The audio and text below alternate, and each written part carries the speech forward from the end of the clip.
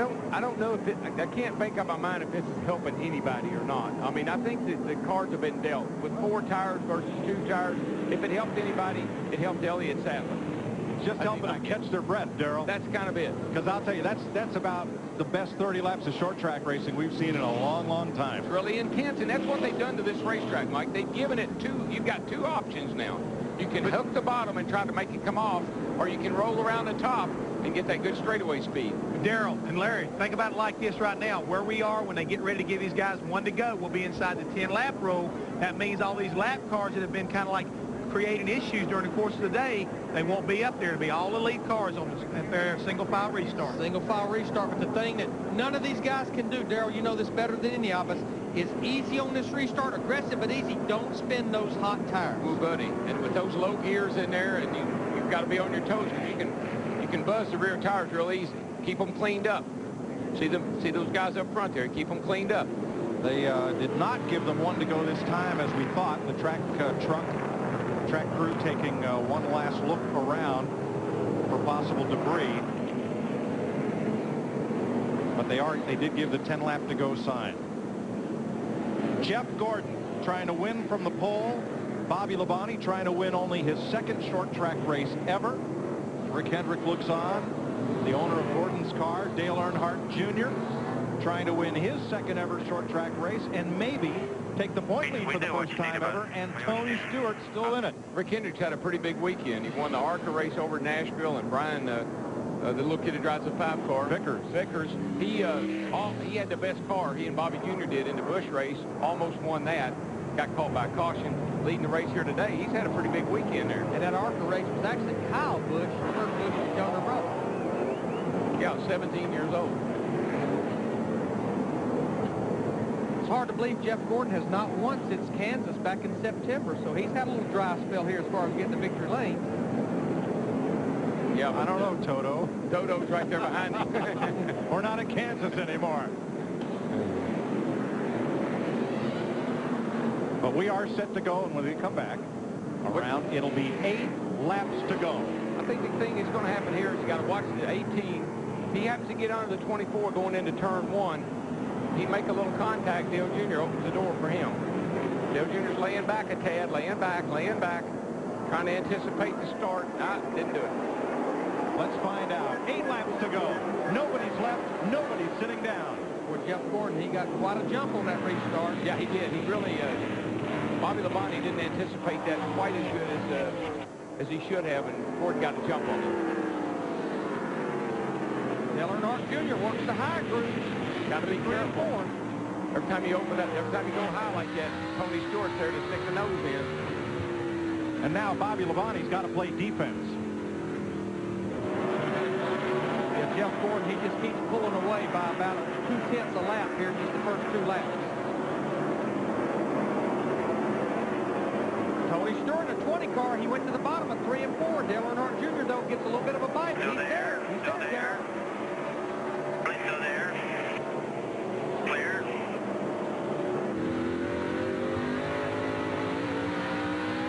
To go, all clear.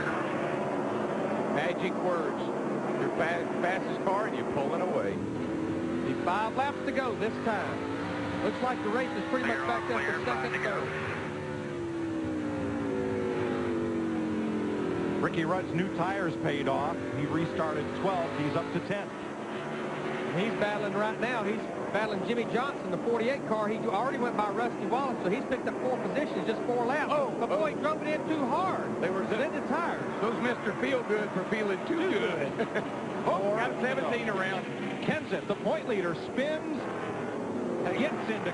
No caution yet. But boy, it stacked the field up. Boy, the cars behind him almost stopped. They're still not going. It's just so bad because you can't see it. Busch got a flat tire. And this could be the race. We got leader did not get the caution. There is no caution. But he's laying right in the bottom of the groove in turn 2. The caution will be out. This will be for the race right here. Come on. This will be for the race. Come on. Dale Earnhardt Jr. He batted Bobby Labonte for second. Labonte lifted. Jr. didn't, but couldn't run over top of him. Here comes Gordon to the final flag. Fourth though, Mike. Look at him. They're 3 wide sideways off turn 4. Jeff Burton finishes 4th. Again, again, it's not over with yet, but we only have 2 laps to go. They will not get this race restarted.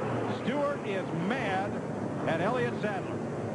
He can't be mad. It's 3 laps to go at a short track. Nothing to be mad about now. I'm not sure, but He's on a flat tire, but he has to make another lap and a half on that flat tire. and I don't believe He's turning Elliott Sadler sideways in turn 3 right now. He's a little ticked, but okay. I don't believe we can get this restarted unless they give one to go right now. Even so, white flag. Now we're at 499. Well, we anticipated a big battle to the finish, but that prior caution flag let Jeff Gordon scoot away. Nobody has won yet from the front row this year. You tell now. How about it? 9 races, 9 winners. You don't think Winston Cup race is competitive? I love this place. It's exciting. It's exciting. I'm going to tell you, 500 laps up here today and 250 laps with you yesterday. I don't know how much more I can take. Just don't stay around for practice, okay? And Kenny Schrader came to the line 10th, and Schrader's going to get his first top 10 finish since the Southern 500 2001. Good for him. Attaboy, and that's the first top 15 for BAM Racing. But Jeff Gordon, with a push from Bobby Labonte across the line, is going to win the Virginia 500. Dale Earnhardt Jr. comes home 3rd. Jeff Burton is 4th. Elliott Sadler is 5th. Tony Stewart, Sterling Marlin, Rusty Wallace, Jimmy Johnson, and Schrader are the top 10. Chevy congratulates Jeff Gordon and the number 24 Monte Carlo on today's win. Another reason why Chevy says wherever there's a winner's circle, we'll be there. There's the winning pass, our Chevy winning moment.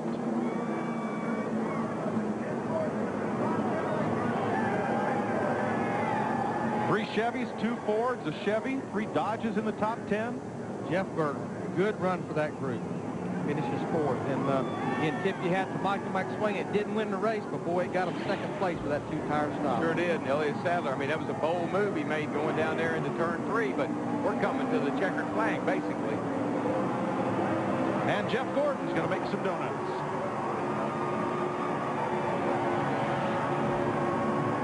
Pretty good donuts right there.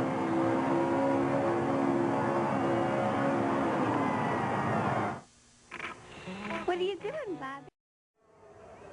Fox welcomes you back live. Jeff Gordon ends a streak of 15 consecutive races without a win, winning his 62nd career Winston Cup victory. It is the Virginia 500 post-race show. Let's go down and join Steve Burns. And Chris, Jeff Gordon out of the race car. Salutes the fans. Hey, Jeff. Congratulated by Rick Hendrick. Jeff, tell us about your duel with Bobby Labonte there at the end of this race. Did you wait to set him up? Tell us about the duel.